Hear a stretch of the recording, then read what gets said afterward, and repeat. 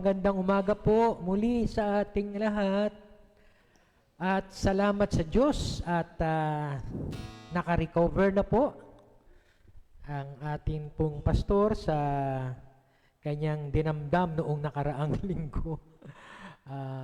Sabado ng hapon pagkatapos kong magtrabaho ng konti ay umabot ng 130 yung heartbeat ko. 138 lang. Ano na yon? Masama na talaga. So, nagpahinga ako. Nagpababa ng heartbeat. Inhale. Mamaya-maya, nung ako bumalik na doon sa may mesa, abay, nababangga ako na yung gamit. Masama na. Kasi parang wala na akong balance. So, nagpaano na ako kay Portia, nagpaalalay na ako. At maya-maya, umikot na yung paligid ko. Ayun na yung vertigo. Alam ko na po yung ng vertigo. Aware na ako sa ginawa ko eh. Once na parang nababangga ako, ay nako, ito na, simula ito. Papahinga na ako, and yet hindi po natin pigilan. Umikot yung paligid ko. Nagkuha ko ng aking gamot na nung binuksan ni Portia, durug-durug na. Pa ba to? Sabi, matagal-tagal. Yung huling atake ko, 2019 pa yata yun. Kaya kaya malamang expire akin.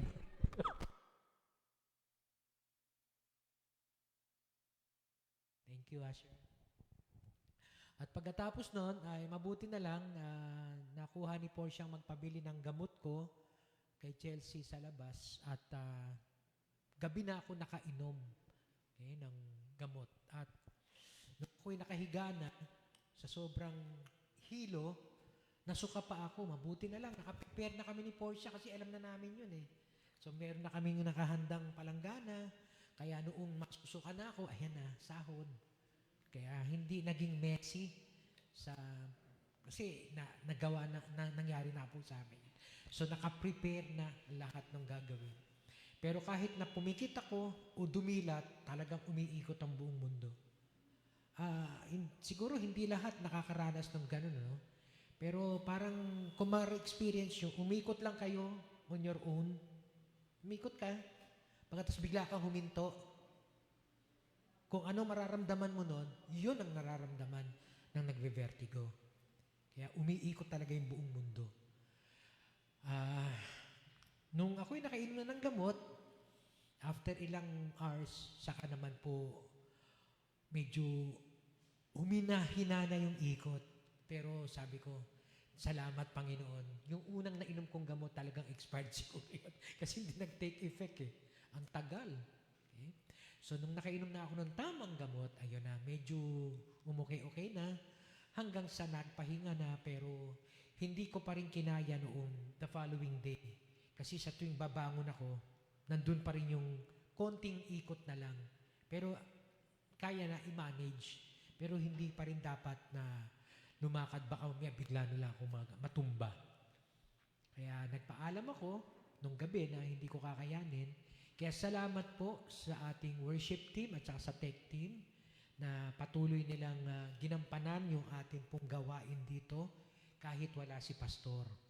Okay? Tama po yun. Ano? Kahit wala po si Pastor, ika nga, ang gawain ng Diyos ay hindi mahihinto dahil kay Pastor. Salamat kay Pastor Jason na nagbigay ng exhortation on the Word of God regarding yung anumang nararanasan natin dito is not worth comparing to the glory that will reveal to us someday. Okay? And of course, kay Pastor Jello na siya pong nag-facilitate ng ating pong intercession. Yung ating pong corporate prayer. Salamat po ng marami sa inyo.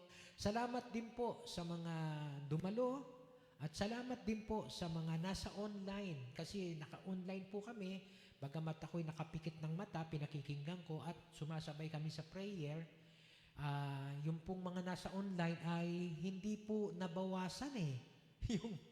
Nung pumasok ako, tinignan ko yung number of viewers, okay? nakikita naman yun no? Hanggang sa matapos, hindi po nabawasan yung number of viewers. Meaning, nanatili yung mga naka-online. Kaya salamat din po sa inyong pagsama sa amin sa pananalangin. Salamat din po sa lahat ng nangumusta sa akin at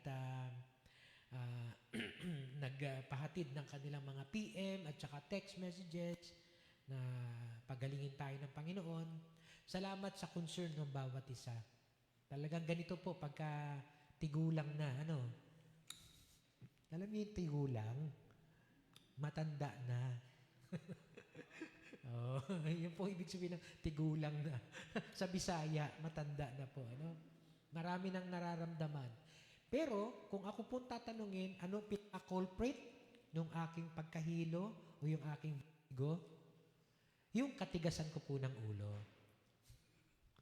Kasi pinagbawalan na po ako ng doktor na para hindi umatake ang aking vertigo, iwasan ko ang mga cats.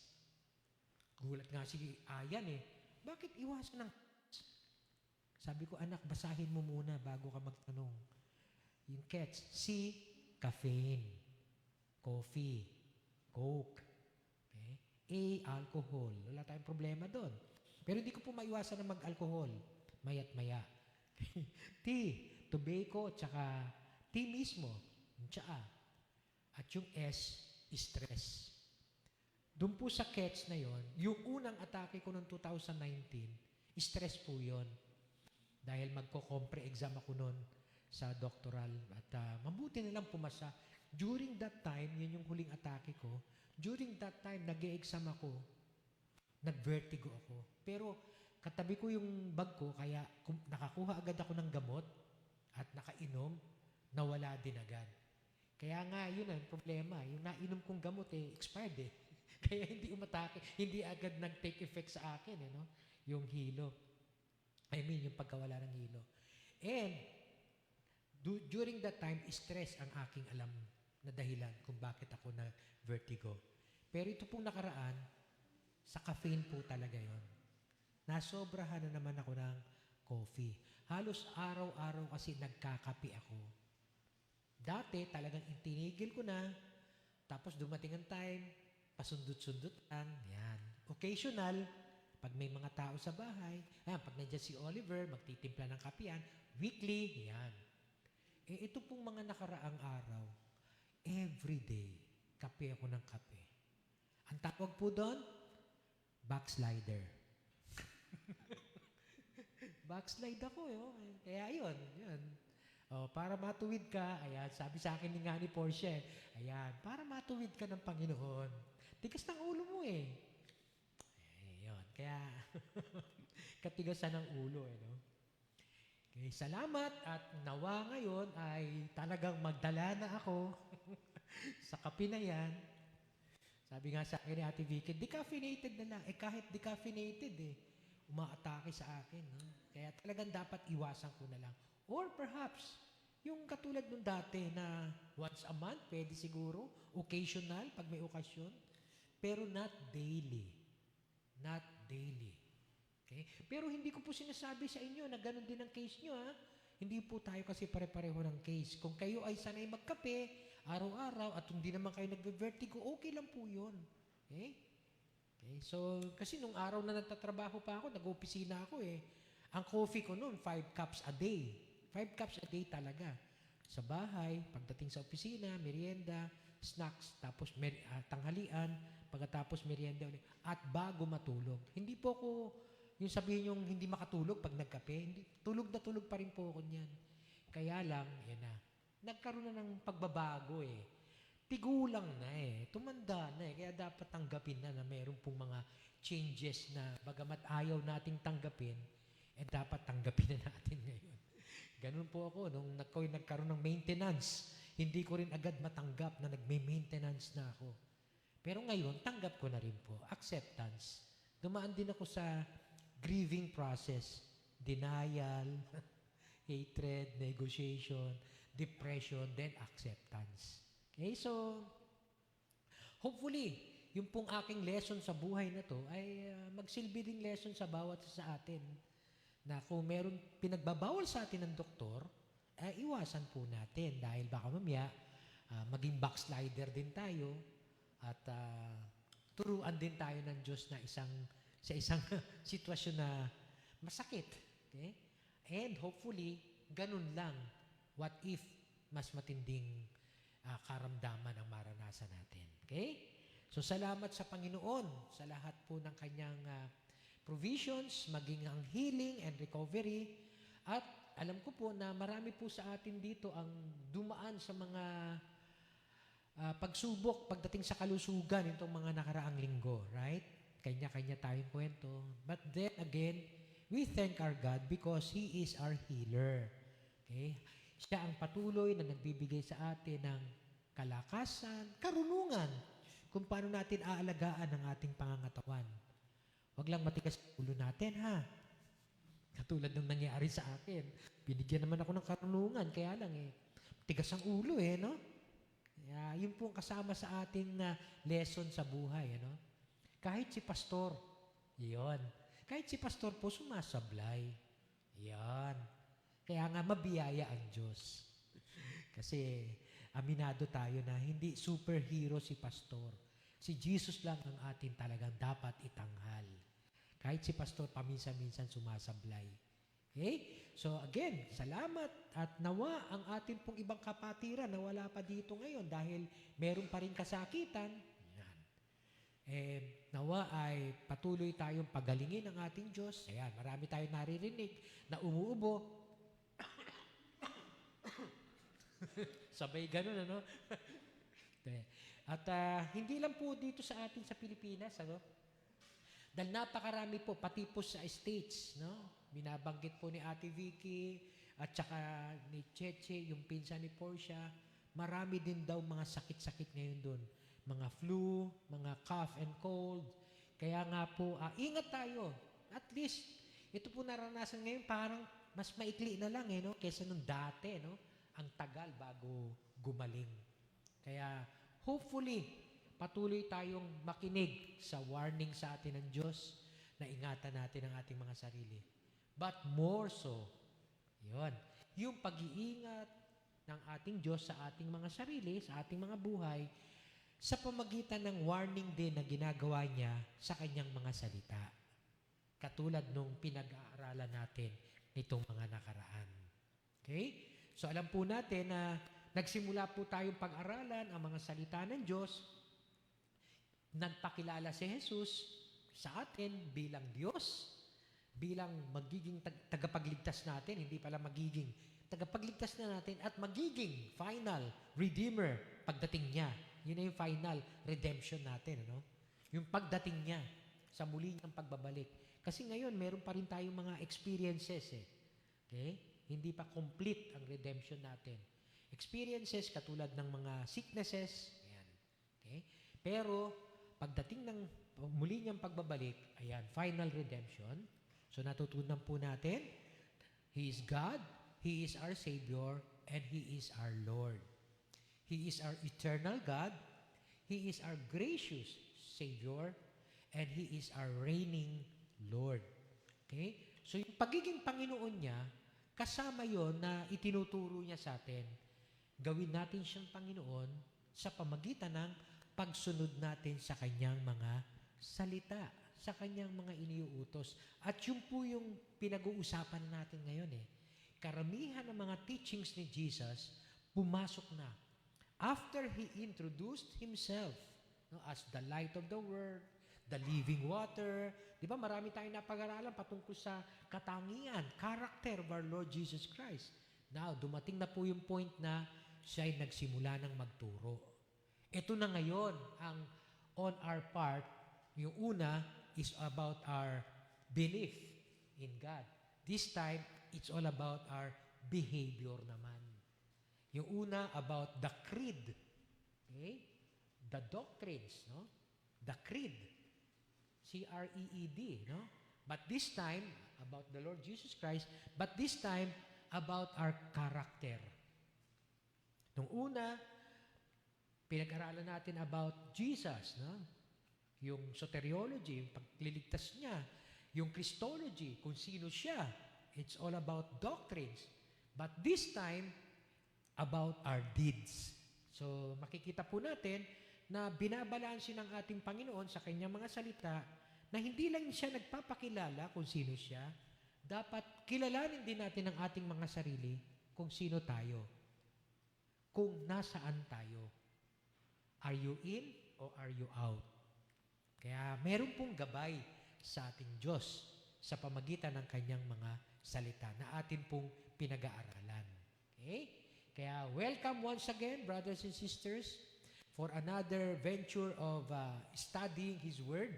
And we hope that this study of His Word will not only increase our knowledge about Jesus, but more so to be transformed in our lives. No? Magkaroon ng pagbabago sa ating mga buhay.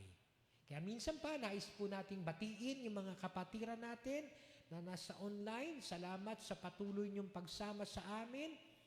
At maging sa nung nakaraang linggo, sa kabila na hinla po kaming pangangaral, pero naroon po ang ating pananalangin at sumama pa rin po kayo. Salamat po ng marami. Kaya nais din po natin muling batiin ang mga nasa states nating kapatiran, si Ate Vicky, si Ate Sinta, tsaka si Joy. Okay? Yung pong mga nasa Laguna, si Kuya Bien at tsaka si Ate Annabel. Yung nasa San Mateo, si Tita Ching. Si Gerard, saan na ba si Gerard? Nandun pa rin ba sa Indonesia? Okay? Si Gerard po kasi nagpunta ng Indonesia, no? Okay? At nandito rin siya, nakasama natin ngayon sa panunood, no? At yung mga ibang kapatiran natin katulad nila ng mga tagapangarap. Si Jekon. Hi, Jekon. Welcome, ha? Okay? Si Irene. At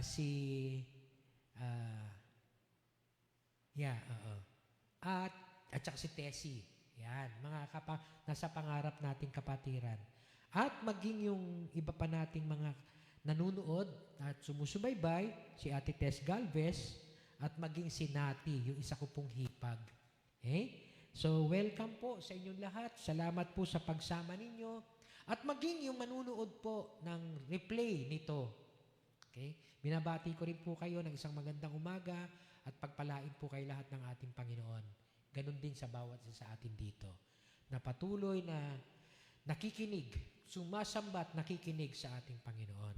Okay? So ngayon po ay itutuloy po natin yung pag-aaral natin nung nakaraang 2 weeks ago. Naputol no? Nabitin ako Kasi sa totoo lang ito yung pinaka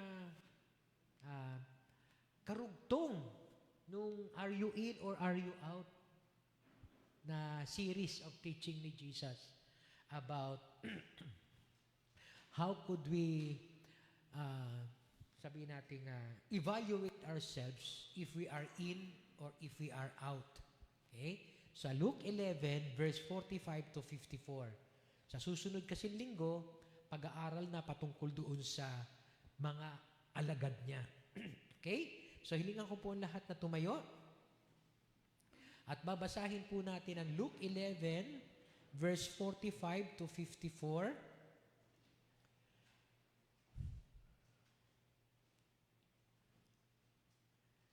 Luke 11, verse 45 to 54. One of the experts in the law answered him, Teacher, when you say these things, you insult us also. And Jesus replied, And you, experts in the law, woe to you, because you load people down with burdens they can hardly carry, and you yourselves will not lift one finger to help them. Woe to you, because you build tombs for the prophets, and it was your forefathers who killed them. So you testified that you approve of what your forefathers did. They killed the prophets, and you build their tombs. Because of this, God in His wisdom said, I will send them prophets and apostles, and some of whom they will kill, and others they will persecute. Therefore, this generation will be held responsible For the blood of all the prophets that has been shed since the beginning of the world, from the blood of Abel to the blood of Zechariah, who was killed between the altar and the sanctuary. Yes, I tell you, this generation will be held responsible for it all. Woe to you, experts in the law, because you have taken away the key to knowledge. You yourselves have not entered, and you have hindered those who were entering. And when Jesus left there, the Pharisees and the teachers of the law began to oppose him fiercely and to besiege him with questions, waiting to catch him in something he might say. Samahan niyo po ako sa isang panalangin.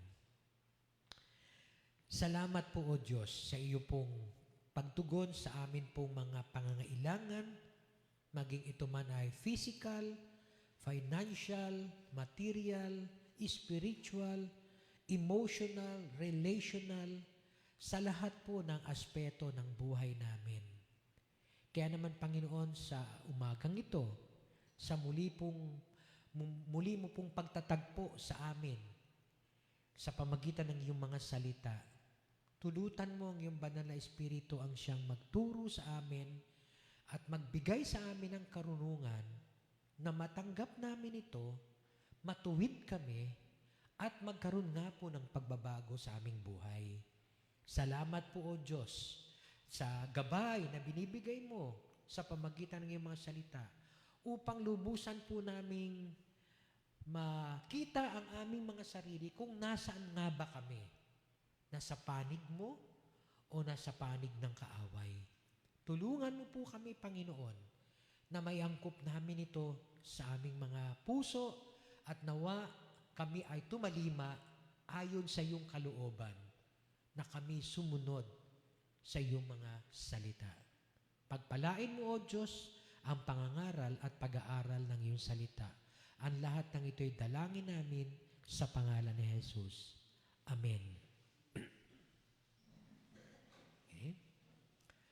So katulad po nung lagi kong binabanggit, ang pinakatema natin is, are you in or out? Okay? So madalas natin itong madinig for the past weeks. Kasi ito po ang pinakatema nung nagsimula si Jesus doon sa kanyang salita sa Luke 11. Jesus said, "He who is not with me is against me. And he who does not gather with me scatters." Paulit-ulit ko pong binabanggit ito na as far as faith in our Lord Jesus Christ is concerned, there is no neutral ground. Okay? Mula nung sinabi na ni Jesus itong mga salitang ito, "He who is not with me is against me," marami pong illustrations kung paano po natin mapapatunayan o paano tayo mapupunta sa side ni Jesus. Kasi there are two sides, ano? With Him or against Him. So, kung paano tayo mapupunta dun sa side ni Jesus, simula po dun sa kanyang turo na to, marami po tayong mapupulot na prinsipyo on how to be on God's side. Napag-aralan na po natin dati, one is to accept Jesus as Lord and Savior and obey His word. Sa Luke chapter 11, verse 27 and 28, nung sinabi ng Panginoon na mas mapalad ang sinumang nakikinig at sumusunod sa aking mga salita. Okay? So, nandun po pinakita ni Jesus na hindi ito about family relationship lang eh.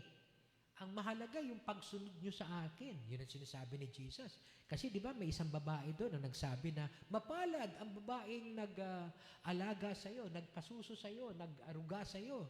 Sabi ni Jesus, mas mapalad ang mga nakikinig at sumusunod sa aking mga salita. Kaya nga ang una natin makita, it's not about kanino ba tayo pupunta? Kay Jesus o dun sa ating family? Dito tayo kay Jesus. Okay?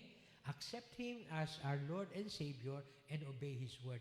And as much as possible, yung family natin, hikayatin din natin na mapunta din kay Jesus. Diba? Kaya nga, ibabakita natin sa kanila ang pagiging Panginoon at tagapagligtas ni Jesus.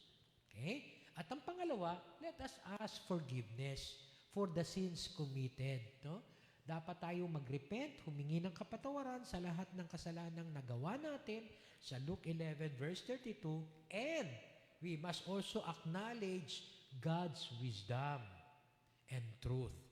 Kung doon sa ask forgiveness for sins committed, ito yung sinasabi ni Jesus na si Jonah nagpunta ng Nineveh na nangaral lang at nagsipagsisi sila, yung mga generation na kausap niya, nanghihingi pa ng sign. Ando na nga siya. Okay? More than Jonah is present with them, pero hindi pa rin sila nakikinig. Samantalang kay Jonah, nagsipagsisi sa kasalanan ang buong Nineveh. Okay? So yung ano doon is asking for a sign, no? Yun ang pinaka-context nun, Okay? Now, pagdating doon sa isang illustration din ni Jesus about the Queen of Sheba, yun, di ba? Na hindi rin man din siya nakakita ng sign from King Solomon, pero Queen of Sheba, no? Pero pumunta siya, sinadya niya, napuntahan, upang nang sa ganun makita niya at malaman niya yung karunungan na nagmumula sa Diyos na ipinagkaloob kay Solomon. And she mismo, the Queen of Sheba, acknowledged the wisdom that comes from God, given to Solomon. Kaya we too can be on God's side if we acknowledge God's truth and wisdom. And nung 2 weeks ago, yung nabitin tayo is about hypocrisy. Avoiding hypocrisy. Sa Luke 11 verse 37 to 44. Dahil dun po sa Luke 11 verse 37 to 44, nakita po natin kung paano na yung mga Pharisees, yan, okay, meron pong mga hypocrisy, pagpapakitang tao, pagpapaimbabaw, pagpapanggap na ginagawa. Na parang akala mo, sila'y nasa side ni Jesus, pero sa totoo lang, nandito pala sila sa kabila. Diba? Kaya nga yun ang laging natin, Are you in or are we out? Okay? Kasi pwedeng nagpapanggap lang tayo na tayo nandun sa side niya, pero sa totoo lang, nandito tayo sa kabila. Ayan. Kaya nga po, lalo ko na-appreciate ngayon maging yung pag-aaral ko ng salita ng Diyos. Kasi dati pagka pinipreach ko to, paputol-putol Hindi ko alam na may karugtong pala itong mga to. Yung pagiging he who is against with me is not, who is not with me is against me, parang isang sermon na walang relasyon dito sa hypocrisy. Meron pala. Kasi nga, pwede kasing tayo ay nandun sa kabilang side, pero nagpapanggap tayo na nandito tayo sa side ni Jesus. Bakit? May hypocrisy na nangyayari. So ito pong ngayon, nung unang kausap niya, mga Pharisees. Mga Pharisees. Ngayon, may group of people na naman na kausap niya. Pero, ganun din sila. Hypocrites din. Naipaliwanag na natin nung nakaraang 2 weeks ago, kung ano yung hypocrites. Okay? Nakamaskara. Hindi siya yung totoong hindi yan ang totoong siya. Okay? Diba? Nakamaskara. Mga artista, nung araw, yun, ganun ang mga artista, nakamaskara. Kaya nga kung halimbawa masaya ang muka, yung maskara niya masaya. Pero pagka halimbawa kailangan niya lumungkot, kukuha siya ng ibang maskara, malungkot na muka. Noong araw yon, mga teatros. Ngayon talaga kasi nag-i-emote na yung mga artista, di ba? Yet they are just simply playing a role. Hindi sila talaga yon. They are just simply playing a role. Kaya yung mga yung pong ganung actors, actresses, yung pong original na ibig sabihin ng hypocrites. You are just simply playing a role. A role as if you are in or on the side of God, pero actually you are on the other side. Kaya ngayon, meron po tayong part 2. Kaya nga nakakabitin kasi dapat nung nakaraang linggo to eh. Yung part 2 on how do we avoid hypocrisy. Part 2. Bakit po part 2? Kasi may bagong grupo ng mga kausap si Jesus. Yung una niya mga kausap, mga Pharisees. At ang payo sa atin ng Panginoon sa pamagitan ng kanyang mga salita na atin pong napag-aralan nung nakaraang 2 weeks ago, in order for us to avoid hypocrisy, we must first pay attention to our hearts. Di ba? Napag-aralan natin yan, di ba? Na dapat tingnan natin ang ating mga puso. Okay? So ano yung laman ng puso natin? Yung sinabi ni Jesus na, kayo mga Pharisees, nililinis nyo yung labas, pero yung loob nyo, puro dumi. Di ba? Napag-aralan natin yan. Baka mamaya tayo mukhang maayos sa labas, pero yung puso natin, punong-puno pala ng galit, inggit, at kung ano-ano pa na masama. Okay? Nakikita ng Diyos yan. Nakikita tayo lahat ng Diyos. Wala tayong may pagkakaila sa Diyos. Pwedeng sa harapan ng ating kapatid, nakangiti tayo, pero sa puso natin, galit tayo. Inis tayo. Hypocrisy yun. Nakamaskara ka lang nun. Okay? Nakangiti ka. Pero dito, galit ka. Napag-aralan natin yun. No? Kaya nga, we must first pay attention to our hearts to avoid hypocrisy. Tingnan natin laman ng ating puso. At kung meron man tayong mga ganitong mga masamang iniisip sa ating kapwa, hingi na natin ng kapatawaran sa ating Diyos. Hindi ba? Humingi tayo, Panginoon, patawarin mo po ako. Patawarin mo po ako. Okay? Linisin mo po ang aking puso. Okay? At yung pangalawa, nagiging hypocrite tayo kung hindi natin inuuna ang ating Diyos. Mas inuuna natin ang ibang tao. Kaya nga, in order for us to avoid hypocrisy, we must prioritize what is more important to our God. Katulad nung sample ni Jesus, ay, ang lakas nating magbigay. Okay? Pero, yung mas mahalaga, yung justice, yung love, pinabayaan natin. Okay? Yung love, yung justice, righteousness, pagiging matuwid, katarungan, at yung pag-ibig, wala naman sa atin nun. Pero, kala natin, yun ang sinasabi ni Jesus, no? Doon sa mga Pharisees. Yes, nagtatights nga kayo. Pati nga yung mga halaman nyo, tinatights nyo. Pati mga herbal, garden herbal, no? Garden herbs, tinatights nyo pa. Over na, kung tutuusin, ano? Pero, pinabayaan nyo naman ang inyong ang katarungan, ang pag-ibig, ang katuwiran ng Panginoon. Kaya sabi niya, dapat pinapractice nyo to, itong katarungan, pag-ibig, at hindi nyo rin pababayaan yung isa. So, hindi naman ibig sabihin, Lord, may pag-ibig naman ako, hindi na lang ako magtatights, ha? Hindi naman niya sinabi din yun, na parang kinontra niya yung dalawa, no? Hindi.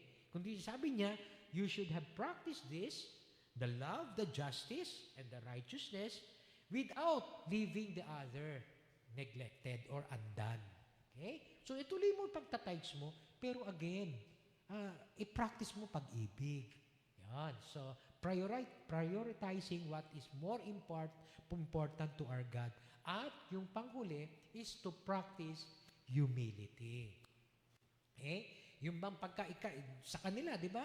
Yung bang ikay na imbitahan, pagkatapos gusto mo, ikaw ang nasa importanteng seat. Ayun, nako. Okay? Walang humility, no? Teka sandali, sino ba ako? Hindi niyo ba kilala kung sino ako? Ako yung pastor dito, ha? Dapat nandyan ako. Dapat sinisilbihan niyo ako. Yun, nako, sablay po tayo doon. Hypocrisy po yun. Papastor-pastor ka, pagkatapos, yabang mo naman pala. Wala kang kababaang loob. Ayan. So again, magandang sample si pastor, eh.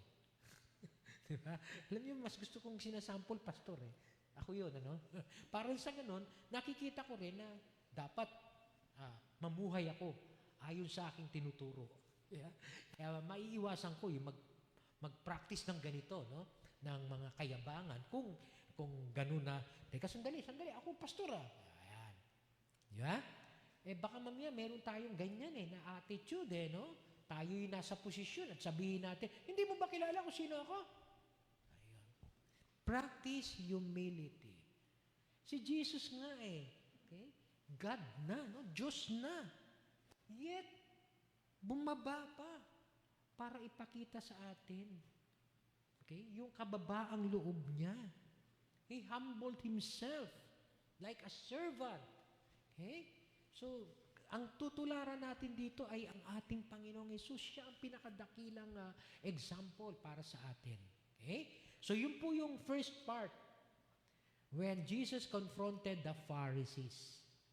At pinaliwanag na po natin kung sino-sino yung mga Pharisees na yon. Now, ito pong sumunod na part ay another group of people. Kaya tingnan po natin yung okasyon. Sabi po sa Luke 11, verse 45, one of the experts of the law. Sa iba po mga scribes, mga eskriba. Okay? Answered him, Teacher, hindi mo ba alam when you say these things against the Pharisees, di ba? Against the Pharisees, you are also insulting us. Ba't kaya ganun, ano? Bakit kaya sila din ay nasasaktan?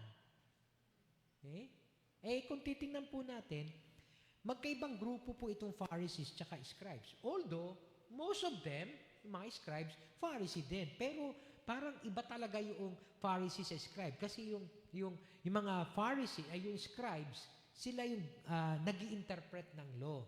Okay? Sila yung involved sa interpretation of the law. Okay? So, yung mga Pharisees, sila naman ang dapat i-implement ng law. Okay?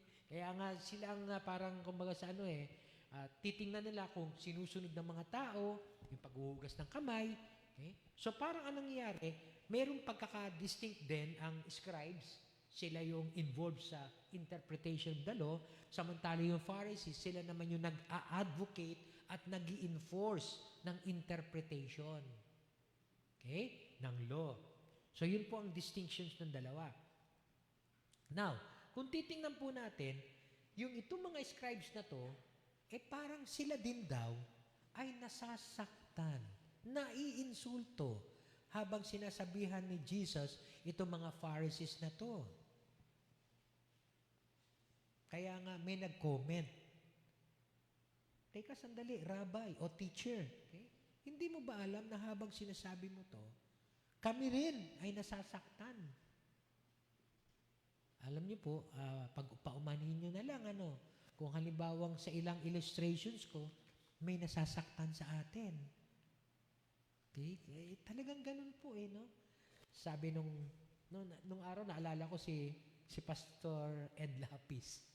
Okay, nangangaral siya. Tapos, meron daw isang nag-comment sa kanya na sinama niya sa preaching niya na, bakit pinatatamaan mo kami, Pastor Ed? Sinabi niya ganito. Ganito ang sagot niya. Maganda na yung sagot niya. Sabi niya, abay, kung tinamaan ka sa preaching ko, abay, dapat magpasalamat ka. Kasi sa dinami-dami ng tinuturuan ko, ikaw ang patatamaan ko, aba, siniswerte ka. Hello na si Pastor Ed Lapis, diba? Down to earth yun pag nag-preach Down to earth talaga yun. Mga illustrations yun, down to earth talaga. Pero kasi siniswerte. Sa dami-dami ng mga na tinuturuan ko, ikaw ang patatamaan ko. Okay? So nga naman, kung tayo po, alam niyo po kahit ako, habang nag-aaral naman ako, pinatatamaan ako ng Diyos. Yan, iwasan mo yan, Vic, dapat lang naman tanggapin natin yung pagtama na yun, Pero, pagtutuwid. Pero, itong mga scribes, itong mga teachers of the law, o experts of the law, kung mapapansin nyo, lagi binabanggit experts of the law. Experts of the law. Mga magagaling pagdating sa interpretation ng Old Testament scripture. Kasi nung araw, yun pa yung law. Wala pa yung New Testament, Napaliwanag ko na rin dito yun, Pero, marami na nga silang dinagdag, lalo na yung mga Pharisees. Okay? Ininterpret nila kung anong ibig sabihin ng paghuhugas ng kamay. Doon nagsimula yun. Pagkatapos ito ngayon, dinagdagan na nila. Okay. Para maging ceremonially clean ka. Okay, yan. Ito na ngayon ang dapat mo pang gawin. Marami pang gagawin na dagdag. Kaya doon po sila nagkakaroon ng problema. Itong mga Pharisees at saka itong mga scribes. Now, when this expert of the law, told Jesus that he is also insulting them, now Jesus is about to reveal their hypocrisy. Ayan. Parang ganito yan, ano? Parang, hindi mo ba alam na sasaktan din kami? Okay, totoo. Parang sinasabi rin ni Jesus, yes, I know. Parang ganon. Kasi ganito kayo. Ayan na, pumasok na yung mga susunod na, woe, woe, woe. Woe to you. Kahabag-habag kayo. Kawawa kayo. Yun pong ibig sabihin ng woe to you eh. Okay? Hindi po yun na, kumbaga sa ano, parang may kasamang nakakaawa ang kalagayan ninyo eh. Parang ganon, ano? Nakakaawa ang kalagayan ninyo. Kahabag-habag kayo. Woe to you. Okay? So, paano natin maiiwasan itong pagiging hipokrito ng mga scribes naman? Ano yung mga nilatag ni Jesus na mga woes sa kanila na pwede nating iwasan bilang mga mananampalataya ni Jesus at para mapakita natin sa ating mga sarili at sa ibang tao na tayo nga ay nasa side ni Jesus. Paano natin iiwasan yon? Dito na po papasok yung tatlong woe na binigyan ni Jesus ng tip sa atin on how we could avoid hypocrisy. Ang number 1 is setting burdens on others while we ourselves do not carry. Yon. Pagka tayo ay naglagay ng isang pagagawa sa ibang tao, natapos tayo naman din, hindi natin kayang gawin yon at hindi natin ginagawa, ayan, nagiging hipokrito tayo nun. Yun yung sinabi ni Jesus dun sa, you experts of the law, sa verse 46, ano? Woe to you because you load people down with burdens.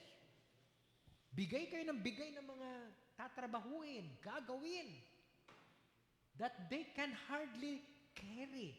Na sila mismo nabibigatan, hindi din nila mabuhat. And you yourselves, yun ang point doon, no? You yourselves will not lift one finger to help them. Yun yung hypocrisy doon. Yung bang, okay lang, halimbawa, sige, may trabaho tayo, itong mga gagawin natin. Pero, ikaw na nagsasabi nun, tumutulong ka din. Ang hypocrisy, yung nagbibigay ka ng burden sa ibang tao, ng responsibilities, ng tungkulin, tapos ikaw ayaw mong magbuhat. Yun ang hypocrisy doon. Okay? Kasi, kung tutulong naman tayo, wala namang problema. Okay? So parang, why don't you do it? Okay? Minsan, kaya nga nauso nung araw, di ba? Kung sino nakaisip ng idea, uy, ganda yung idea mo. Sige, ikaw magsimula niyan. Ikaw gawin mong project mo yan. Okay? Sa FCC noon meron kami isang votation. Ito, sa December, magbo-votation uli kami kung sino uli magiging board member. Okay? Pero meron kami isang votation noon na lahat magsasabi kung ano magiging plataforma mo. FCC lang, may plataforma pa. Kailangan may plataforma ka kung ano, paano mo papalakarin ang FCC, no? Yung Fellowship of Christian Communities. Kaya nga, di ba, lagi natin tinatanong, di ba, sa mga tatayong kumakandidato, ano ba plataforma mo? Kasi dapat meron kang gagawin, di ba? So ako, ang ginawa ko pong plataforma noon, usong-uso nun yung mga yung mga acronym, yung BRB. Ano yun? Be Right Back. Yan. Ang ginawa ko noon, sabi ko, nung ako'y nag-present sa FCC, sabi ko sa kanila, ang plataforma ko po ay LOL. Nagpumura kaya ata, pasto hindi, LOL. Ano yung LOL? Di ba? Laugh out loud yun, di ba? Pero ang aking acronym doon is Leading Our Leaders. Pero dinagdagan ko po yon. Ginawa ko pong Long Leaders, bandang huli. Long, L-O-N-G, Leaders. Leading our next generation of leaders. So, ang emphasis ko noon is kabataan. Kaya nga, nagsimula na tayo ng mga commission, tapos buti na lang, tinulungan akong TJ, Pastor TJ, kasi siya ang pinakabata na grupo. Hindi pala, si Pastor Jerome pala pinakabatang pastor sa FCC ngayon. Si Pastor TJ kasing idara ng anak ko yan. Okay? So, si Pastor TJ, tinulungan niya ako. Sabi ko, Brad, tama-tama, nandiyan ka na. Tulungan mo ako pagdating sa ating mga kabataan. At nauso na yung Timothy's Conference. Ayan na. Kaya every year, nagsimula na yung mga conference natin para sa mga next generation of leaders. Okay? So, yung pong pagiging pag-idea ko na yon, dahil sinabi ko na, okay, ang ating pong plataforma ay LOL, o tapos bandang huli, inano ko nga, nirephrase ko, long leaders, leading our next generation of leaders. Sabi sa akin ng isang pastor, Brad ha, ikaw gumawa ng programa para dyan ha. Medyo natigilan din ako ng hundi. Sabi ko, madali ba yon? Medyo nag-isip din ako ng bandang uli. Madali ba yun? Siguro hindi na lang ako nagsabi ng ganun para wala akong problema. Okay? Dahil mahirap kasi mag-isip ng isang plataforma na ikaw magpapa-implement. Itong mga scribes, meron silang plataforma, meron silang interpretation of the law, pero hindi nila yung pina-implement. Sila mismo, hindi nila ginagawa yung batas. Okay? So again, tayo, para maiwasan natin ang pagiging isang hipokrito, kung ano ang sasabihin natin, ipa-implement natin, tulungan natin yung mga inuutusan din natin kung sakasakali mang meron tayong nasa ilalim, Okay? Hindi yung parang ang nangyayari, okay, ikaw nakaisip niya, no? Sige, ikaw may programa niya, sige, gawin mo yan, ha? Tapos tayo, tulungan. Yun. Kasi kung hindi, magiging hipokrito lang din tayo, katulad ng sinasabi ni Jesus.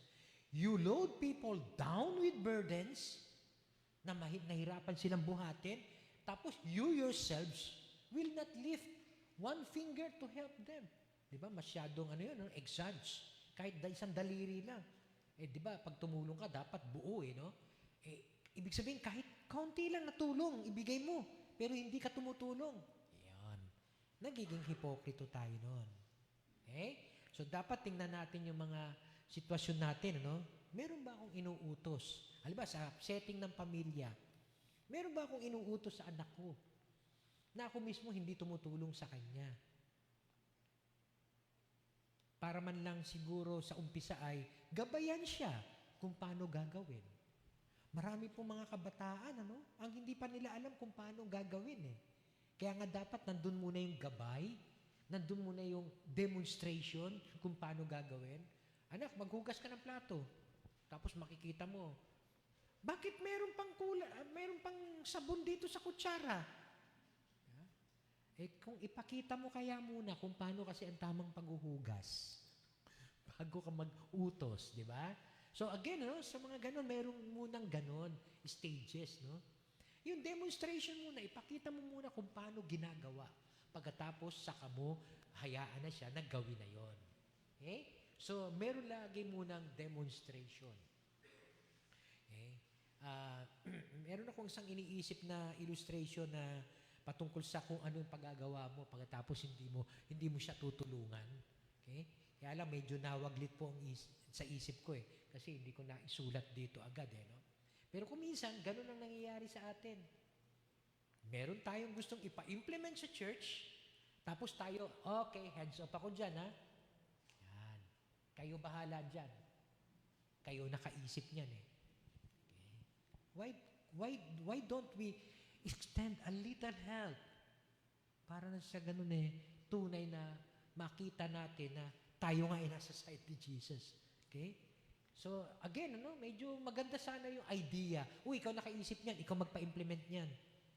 Pero tutulungan kita. Ayun. Hindi ba? Mas maganda yata yung ganon, pero tutulungan kita. Kung ano man kailangan mong tulong, andito ako. Hindi yung parang iniwan mo sa kanya lahat ng responsibilidad, pagkatapos wala na, tapos na. Kita mo na, sabi ko sa'yo ikaw nakaisip niyan, tapos di mo pala ano naman na extension ng tulong na ginawa mo? Okay? So, wag tayong tutulad dun sa mga scribes na to, sa mga teachers of the law na to. Okay? Kasi ganun sila. Naglo-load sila sa mga tao with burdens na sila mismo hindi tumutulong. Okay lang na mag-load ka ng burden, pero tulungan mo. Yun po yung point dyan, ha? Kaya wala pong problema doon sa pagbibigay ng responsibilidad. Baka mamaya kasi, para hindi na lang ako mag-load ng mga tao, ako na lang gagawa lahat. Hindi po yun. Kailangan pa rin ng delegation, kailangan pa rin ng tulungan, ang pagbibigay ng responsibility, pero magtulungan. Okay? Magtulungan. Okay? So, yan po yung unang sinasabi ni Jesus, no? To avoid hypocrisy, wag tayo magsiset ng burden on others na we ourselves do not want to carry. Pangalawa, in order for us to avoid hypocrisy, no? Let us not sympathize the sins committed by others. Okay? May nagawang kasalanan yung isa nating kapatid. Pero parang sisimpatsya pa tayo doon sa taong yon. May kasalanan na nga ginawa, sisimpatsahin mo pa? Teka, nasaan ba yung truth mo? Hindi ba ito ang truth? Ito ang katotohanan? Ito ang tama? Okay? Bakit sumasimpatsa tayo sa mga nakakagawa ng kasalanan? Dapat ituwid sila. Okay? Of course, pag nagtuwid naman tayo, dapat with a gentle spirit, di ba? With gentleness and respect, but not to the point na makikisimpatya tayo to the point na hindi na natin sila itutuwid. Ganun po nangyari dito sa mga experts of the law. Yung sinasabi ni Jesus sa verse 47 and 48. Woe to you! Because you build tombs for the prophets, and it was your forefathers who killed them. So you testify that you approve of what your forefathers did. They killed the prophets, and you build their tombs. So yun parang sinasabi ni Jesus, alam nyo na ginawa ng masama ng mga ninuno ninyo. They have dishonored the prophets. They killed them. Tapos ano pang ginawa ninyo? Pinatayuan nyo pa sila ng mga tomb. Anong ibig sabihin dito? Kasi itong mga ninuno nila, hindi nakikinig sa mga propeta. Yun ang pinaka-point dito ni Jesus. Itong mga ninuno nila, hindi nakikinig sa mga propeta, kaya ang ginawa ng mga ninuno, dahil nangangaral ang mga ninuno against the sins committed by this generation, ang ginawa nila, pinapatay nila. Eto na ngayon. Etong mga scribes and teachers of the law na sinasabihan ni Jesus, parang okay lang na pinatayuan nyo sila ng mga tomb. Parang to recognize that they are prophets, di ba? Ito propeta to. Naku, dapat natin igalang ito. Pinagawaan natin ng tomb. Okay? Pero, ang point ni Jesus dito, maging yung katulad kayo ng older generation ninyo, okay? Ng mga forefathers ninyo, kasi kahit na ang ginawa nila ay pinapatay nila yung mga propetang ito dahil ayaw nilang makinig sa kanilang mga sinasabi, para kayong hipokrito na pinatayuan nyo ng mga tomb, pero sa totoo lang, ayaw nyo rin makinig sa mga propeta. Yon. Kaya para kayong hipokrito kayo. Kunwari, nagtayo-tayo pa kayo ng mga tomb para sa kanila. Pero pareho lang kayo ng former generation. Hindi rin kayo nakikinig sa propeta. And one greater than a prophet is present. Jesus. Yun ang sinasabi dito ni Jesus. Okay? Na parang, hindi ba okay naman yun, pastor, na pinapatay nila? Pero ang ginawa nila, pinatayuan nila ng tomb. Bakit sila inaano ni Jesus? Bakit sila parang kinukurs, no? Hindi kasi nga, yung ugali. Yung mga forefathers nila, hindi naman nakikinig eh. Worse nga lang ang ginawa, pinapatay.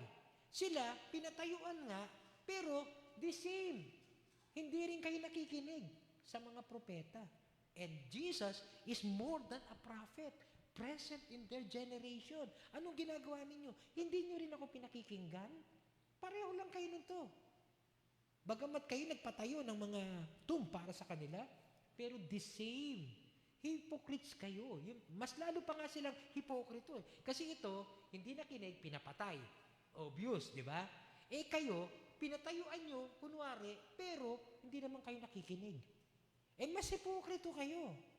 Yan ang parang point ni Jesus doon. Okay? So, ito maganda nung pinag-aaralan ko, sabi ko, thank you Lord. Kasi nung araw, hindi ko rin maintindihan to eh. Isa sa mga tanong ko to nung araw eh. Di ba, nung araw, lagi kong ini-encourage kayo. Pag may nabasa kayo sa Bible, tanong nyo kung ano ang ibig sabihin. Ito, hindi ko rin naintindihan ito na bakit naman nadamay sila? Eh, they build tombs nga for the prophets. Yung pala, ayun. The same ang kanilang attitude with the forefathers. They never listen to the prophets.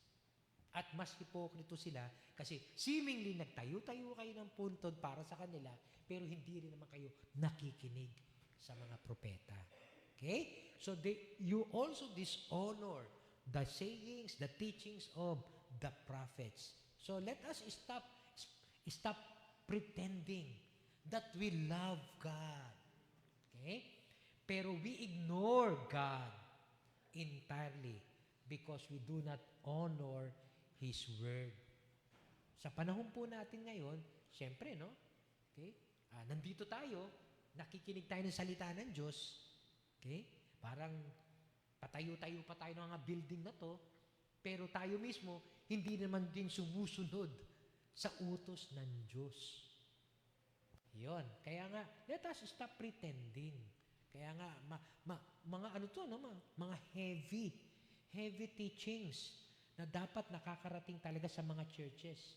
At hindi yung puro pasagaan na lang. Kasi talagang, ito yung salita ni Jesus mismo na magsasabi natin, tayo ba'y talaga nasa side niya o nasa kabila? Okay? Let us stop pretending na we are with Jesus if we do not even listen to His teachings, if we do not even honor His Word. Okay? At ang pangatlo na sinabi ni Jesus patungkol dito sa mga taong ito is yung they stop people in knowing the truth. Pinipigilan pa nila, itong mga scribes na to pinipigilan pa nila yung mga tao na malaman ang katotohanan. Sabi po sa Luke 11 verse 52, woe to you, the third woe, okay, against the lawyers. Yun pong ibig sabihin ng experts of the law, no? Lawyers. Tama ba pronunciation ko, no? Lawyers. Kasi kung minsan, nagkakamali ng pronunciation dun Liars. Parang ano bang liar yata, yung pelikula, sabi nung bata, sabi nung teacher sa bata, what is the occupation of your father? He's a liar. Sabi niya, you mean a lawyer? No, he's a liar. Yeah, a lawyer. Salita lang, Pero sa totoo lang, talagang sinungaling siya. Lawyer siya, pero sinungaling siya. Kasi tinitwist niya lagi yung truth. Okay? Anyway, itong sinabi ni Jesus sa kanila, you experts of the law, woe to you, because you have taken away the key to knowledge. Ano yung key to knowledge na yon? Doon po, nag-research ako kung ano ibig sabihin ng key to knowledge. And karamihan ng mga Bible scholars, iisang reference nila, the teachings of Jesus. That is the key to knowledge. The teachings of Jesus. Okay? Jesus has the key to the kingdom of God. Right? Pero the key in knowing Jesus is through His teachings. Now, the scribes, they profess. Sinasabi nila, they are the experts in the law. Kung tutusin, dapat key yun of understanding the Old Testament. Kasi yun ang Old Testament eh. Karamihan doon, law. The people viewed them as experts. Okay? May alam sila. Pero, they reject Jesus' teachings. Kaya nga sabi dito ni Jesus, you have taken away the key to knowledge. You yourselves have not entered. And you have hindered those who were entering. Okay? Ito na taglay ko na, parang sinasabi ni Jesus, taglay ko na ang susi para kayo'y maging matalino talaga, maging marunong sa buhay, kung paano kayo magkakaroon ng buhay na walang hanggan. At kayo, lumalabas, expert of the law sana kayo. Hindi ba dapat alam ng mga tao, kayo ang may alam pagdating sa kautusan? Bakit nire-reject ninyo ang kautusan na nanggagaling mismo kay Jesus? Kaya kung di ba kayo hipokrito nun, parang kuminsan, ina-acknowledge natin, this is the Bible, the Word of God. At binabasa natin. Pero, we do not implement in our lives the Word of God. Hindi natin pinai-implement sa buhay natin. Nire-reject pa nga natin Kahit na alam natin lahat ito, tapos nire-reject naman natin tuparin sa buhay natin, para tayong mga katulad ni Jesus, na sinasabi ni Jesus sa mga eskriba, hipokrito. Basa-basa ka ng Bible. Pagkatapos kung lait-laitin mo yung kapitbahay mo, kung ganito ka magsalita sa kapwa mo, kung magtanim ka ng galit, gano'n na lang, basa-basa ka pa ng Bible. Iyon. Kaya, nakakalungkot po, no? Ito po ang mga, sabihin nating mga naging kasalanan ng Pharisees at saka scribes na kaya naman nasulat sa Biblia ay para matutunan natin at wag nating magawa. Wag nating tularan sila.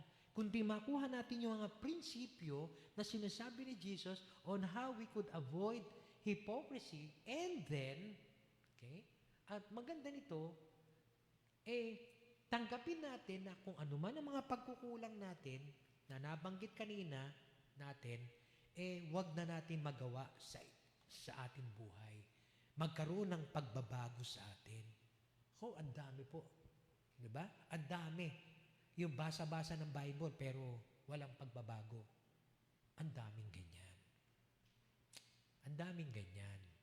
Kaya nga po, doon po ngayon makikita natin, kung tayo ganon, kung tayo part ng ganon, nabasa tayo ng basa ng Bible, pero hindi tayo sumusunod sa kanyang mga salita, baka hindi natin nakikita na tayo pala ay guilty of hypocrisy.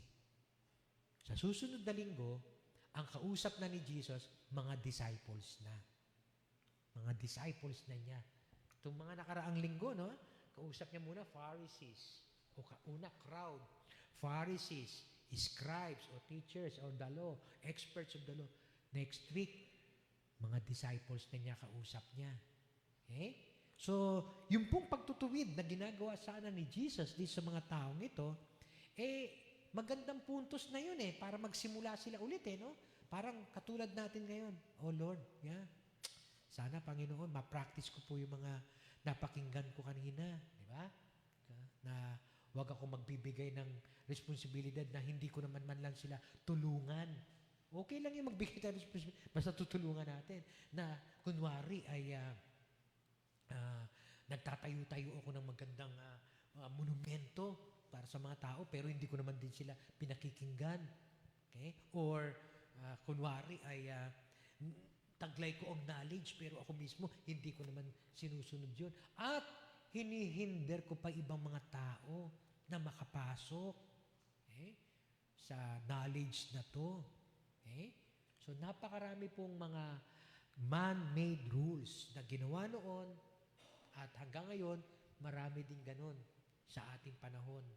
Biniburden ng mga man-made rules. Pero sa ating pong sitwasyon, nabasa na ba natin kung ano yung mga utos ni Jesus? Kaya nga po, hindi maiwasan na ang pangangaral ay hindi lang patungkol sa kabutihan ng Diyos, yan, biyaya ng Diyos, kahabagan ng Diyos. Totoo naman yun, napag-aaralan natin no? Pero wag din natin tatanggalin yung justice naman ng Diyos, yung kanyang command naman sa atin, yung kanyang mga utos naman sa atin. Okay? Nasusundin natin. Kaya nga po, dito po sa atin, pinagsisikapan ko na yung ating pangangaral, wala tayong malalaktawan na turo ni Jesus. Para balanse. Hindi yung laging, nung araw kasi, nung nagsimula tayo, 1 month, love. Ayan, love. Another month, peace. Ayan. Another month, joy. Ay, ang sarap pakinggan, lagi parang, masaya, uplifting. Ito bang ganitong salita, hindi uplifting? Baka matulad tayo sa mga scribes na, Pastor, yung pangangaral mo pinariringgan mo naman kami. Pastor, hindi mo ba nalalaman na iinsulto rin kami? Teka, sandali. Hindi po sa atin yun, Kailangan pag-aralan natin lahat ng itinuturo ni Jesus. Lahat. Maging kasaganaan man yan or mga, sabihin nating, struggles na nararanasan natin. Kaya nga po, ano kaya magiging reaction ng mga tao nung napakinggan nila ito? Yung sinasabi ni Jesus sa kanila, na you stop people in knowing the truth. You sympathize the sins of the people committed by the people. Okay? So, may nagawang kasalanan, ay, okay lang, mahabagi naman ang ating Diyos, anak Sige lang, hingi ka lang ng patawad. Hindi ko kayang talikuran hingi ka lang ng patawad. Ano yun? Every time na gagawin mo, hingi ka ng patawad. Okay? Sinabi ng Hebrews yun. Pagka paulit-ulit mong ginagawa ang isang kasalanan, samantalang alam mo na kasalanan yun, parang paulit-ulit mong pinapako si Jesus. Okay? Kaya nga, ang talagang sinasabi ng Biblia, repentance, talikuran ang kasalanan. Kaya nga, kung meron tayong nagagawa, o may nakikita tayo, ay talagang dapat turuan natin, ituwid natin. Pero it's up to their decisions kung anong gagawin nila. Pero wag nating gawing excuse na, ay, kasalanan to. Pero mabiyaya naman si Lord Mahabagin siya sa isang makasalanang tulad ko. Kung ang pagiging makasalanan natin nandun ang kahabagan ng Diyos, kailangan pa ba niyang sabihin sa atin na pagsisihan mo, talikuran ang kasalanan mo? Hindi na siguro. Pero bakit niya sinabi na talikuran mo ang kasalanan mo? Repent. Di ba? Kaya nga yung pagsimpatya natin dun sa mga kasalanang nagagawa ng tao, okay? Dapat talagang ituwid. Pagtutuwid ang kailangan. Kung tayo talaga kasi si Jesus, tinutuwid niya Yung babaeng, di ba? Babatuhin. Okay? Anong sabi ni Jesus? Ang walang kasalanan siya ang unang bumato. Di ba? Walang bumato. Si Jesus, kung tutusin, wala siyang kasalanan. Pwede niyang batuhin. Pero hindi din niya binato. Right? Hindi niya kinondemn yung sinner. Pero ang sabi niya, go and sin no more. Hindi niya kinondemn, pero hindi rin niya kinondone yung sin. Okay? So, let's strike a balance. Kaya hindi niya sinabi na, okay, walang bumato sa'yo. Lahat kasi sila makasalanan. Kaya walang nag-condemn sa'yo. Sige, mamuhay ka pa rin sa kasalanan. Wala, hindi ganun si Jesus. Ang sinabi niya, okay, humayo ka na, pero wag ka nang magkasala, ha? Okay? So, yun po ang inaano natin na balanse sa buhay natin. Huwag tayong hipokrito na magsasabi tayo na, ako na naman, may kasalanan, kaya hindi kita tutuwid. Teka, sandali. Kaya nga sabi ni Jesus, di ba? Tanggalin mo muna yung puwing sa mata mo, troso sa mata mo, bago mo ituwid yung tanggalin, yung puwing sa mata ng kapwa mo. Di ba sinabi ni Jesus yun? Kasi kuminsan ayaw natin na magtuwid. Bakit? Ako rin naman may kasalanan Bakit ako magtutuwid ng kapwa ko? Ako rin naman may kasalanan. Pakinggan nyo yung sinabi ni Jesus. Paano matutuwid? Paano matatanggal yung twing sa mata ng kapwa mo kung may troso ka sa mata. Ay, ibig sabihin, parang kasalanan yun eh. Okay? So, tanggalin mo muna yung troso sa mata mo at pagkatapos, tanggalin mo yung twing sa mata ng kapwa mo. Okay? So, meron din pa rin pagtutuwid. Huwag po tayong matatakot na magtuwid. Okay? Huwag natin sisimpatyahin yung kasalanang nagawa ng ibang tao. Ituwid natin. Kasi kung hindi, para tayo nagiging hipokrito, katulad nung isang example natin kanina. So, ito sanang mga taong ito, nung napakinggan ang sinasabi ni Jesus, pwede nang humingi ng patawad eh. Pwede nang tumalikod sa kasalanan eh. Pwede na magsipagsisi. Pero ano ginawa nila? Sa verse 53 and 54. When Jesus left there, the Pharisees and the teachers of the law began to oppose him fiercely.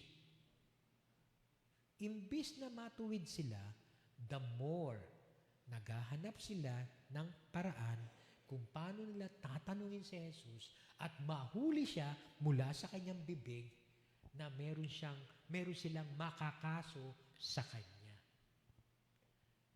The teachers of the law began to oppose him fiercely and to besiege him with questions.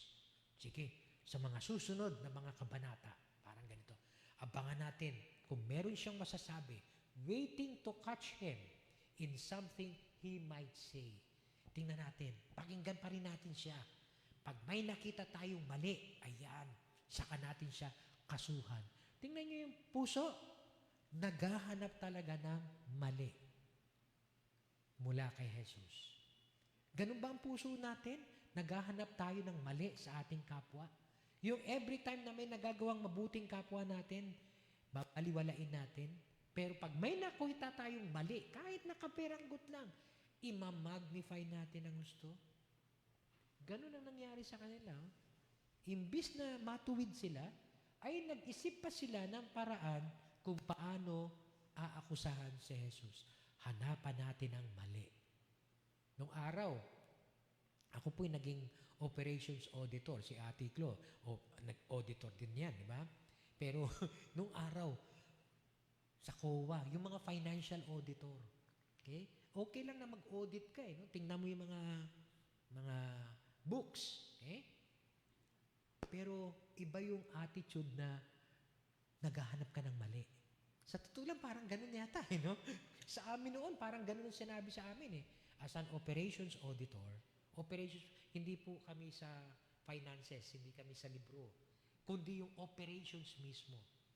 Okay? Ng isang company. Okay? Maghanap kayo ng mali.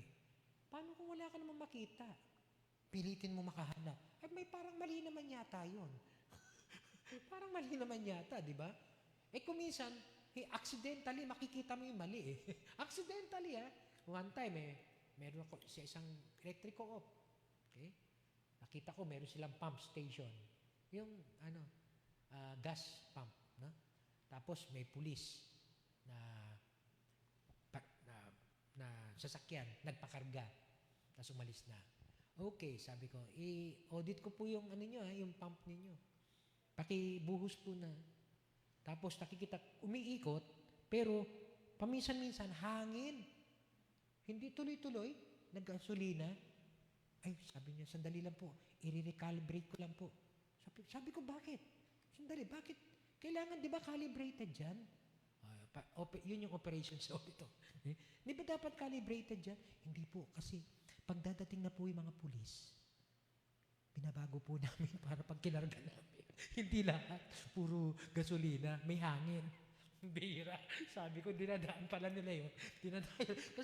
Kasi wala daw bayad eh. Manghihingi lang ng gasolina eh. Kaya parang sabi ko, okay, ano kayang gagawin ko doon sa report ko? Kinonsulta ko sa boss ko. Okay? Kung anong gagawin ko doon sa report na yun.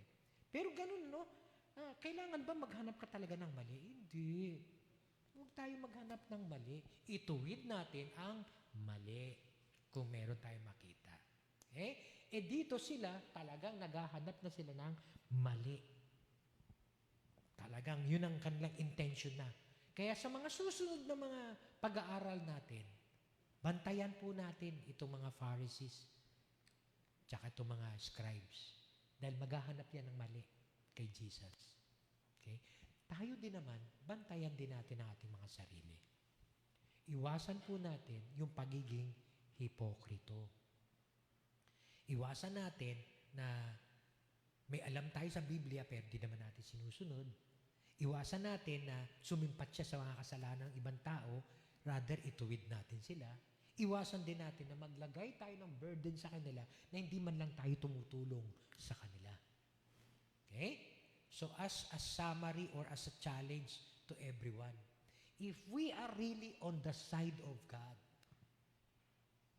we must make sure that our beliefs match with our behavior, our creed with our character. Or else, we may end up hypocrites in the eyes of God and others. Let us always remember that God sees our hearts. Kita po ng Diyos ang mga puso natin. Wala po tayo matatago. Nothing is hidden in His sight. So let us continue to live according to His Word. Manalangin po tayo.